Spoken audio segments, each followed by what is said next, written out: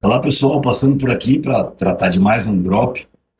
E, como sempre, aqueles assuntos que entram na discussão do dia, né? Muita gente falando, mas o Trump vai fazer protecionismo, né? Aquela conversa toda.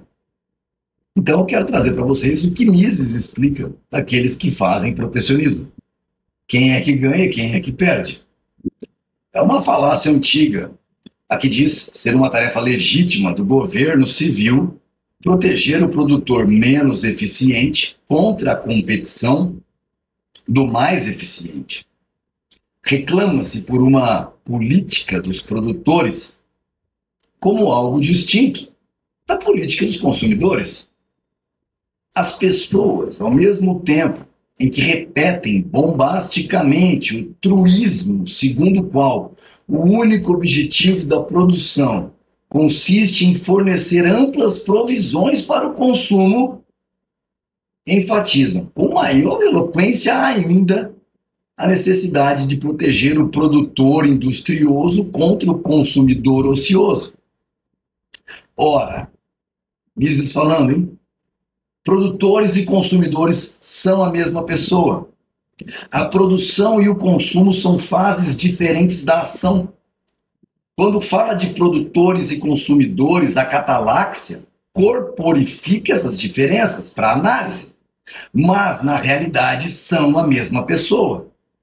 É certamente possível proteger um produto menos eficiente contra a competição de outros mais eficientes.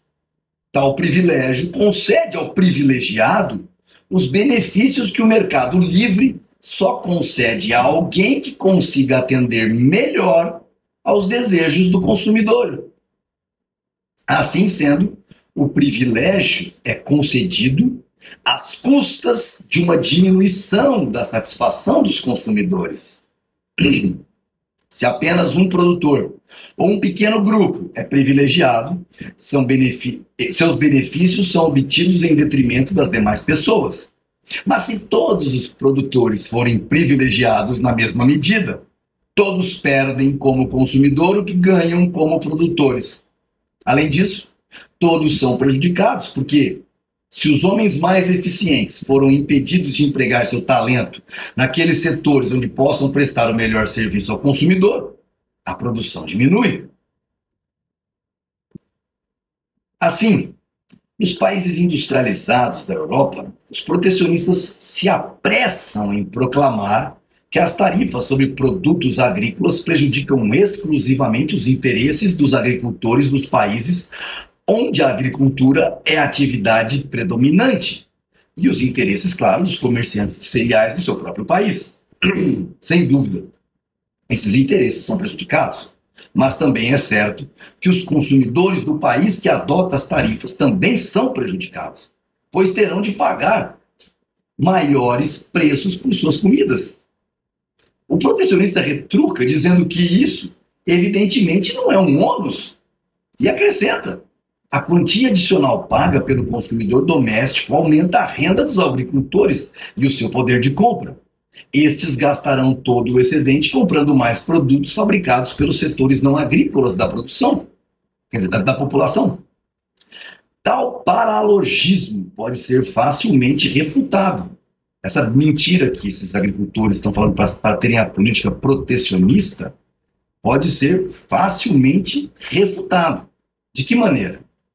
Tal paralogismo pode ser facilmente refutado se recorrermos à conhecida anedota do homem que pede ao taberneiro, ao dono do hotel, que lhe dê uma determinada quantia de dinheiro, o preço da diária, sob a alegação de que isso não lhe custará nada, uma vez que ele vai gastar todo esse dinheiro na própria taberna. Mas, de qualquer forma, a falácia protecionista conquistou a opinião pública e isso, por si só, explica a popularidade das medidas nela inspiradas. Muitas pessoas simplesmente não percebem que o único efeito da proteção é desviar a produção dos setores em que se poderia produzir mais por unidade de capital e de trabalho despendido para aqueles setores onde se produz menos, tornando as pessoas mais pobres e não mais prósperas. O argumento final em favor do protecionismo moderno e do empenho de cada país em tornar-se economicamente autárquico pode ser localizado na crença equivocada de que estes são os melhores meios de fazer com que cada cidadão, ou pelo menos a grande maioria dos cidadãos, fique mais rico. O termo riqueza, neste contexto, significa um aumento na renda real individual e uma melhoria no padrão de vida. Não há dúvida de que a política de isolamento econômico é necessariamente um corolário da intervenção na vida econômica e que é o produto de tendências beligerantes, tanto quanto um dos fatores que fomentam essas tendências. Ou seja, tendências de guerra. Foi assim com a Alemanha e será assim sempre em todo o mundo.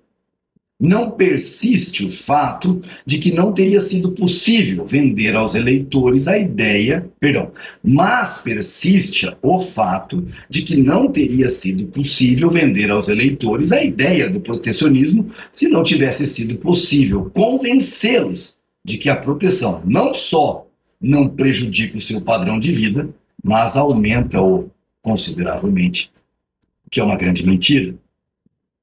Então, não existe nada, absolutamente nada, que justifique o protecionismo. Absolutamente nada. Tá certo? Bom, até o nosso próximo drop.